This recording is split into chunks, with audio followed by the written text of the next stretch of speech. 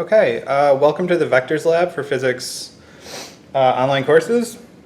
What we have below is the force table, which we'll be using to explore vectors. It has a few parts.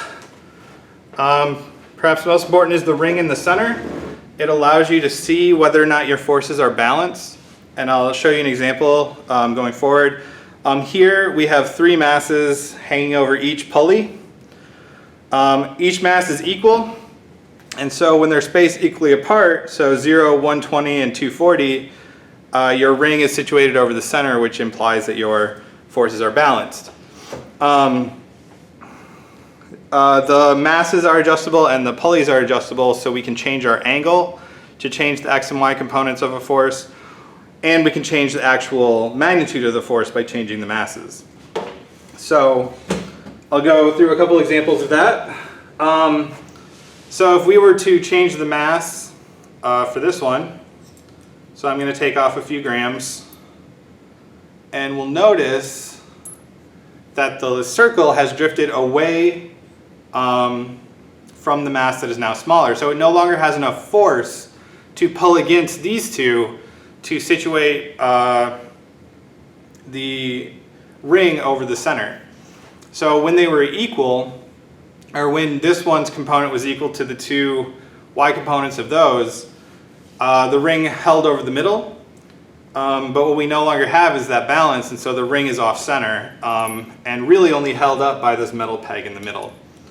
So I'm going to go ahead and put this back to balance.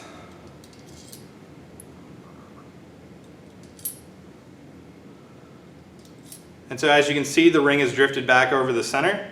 And now I'm going to play with the angles. And what the angles do, or what playing with the angle does, is changes the direction of your force vector. So changing the mass changes the magnitude of your force vector, and changing the angle changes the direction. And so there's a little clamp on the bottom. If I loosen it up, I can shift. And as you notice, as I get closer to the one on the left, the ring is pulled to the left because there's now more of a force pulling it in that direction.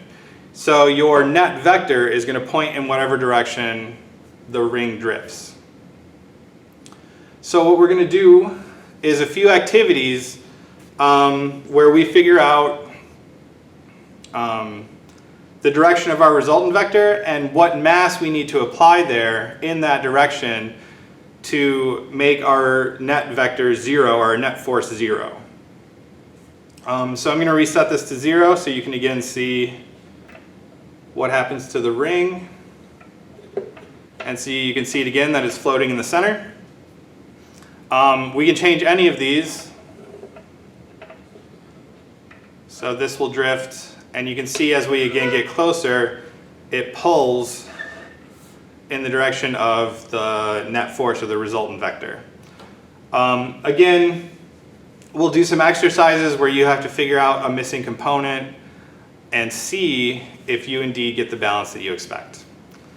So hopefully these videos will help you kind of understand vectors a little better and maybe jog your memory from 220.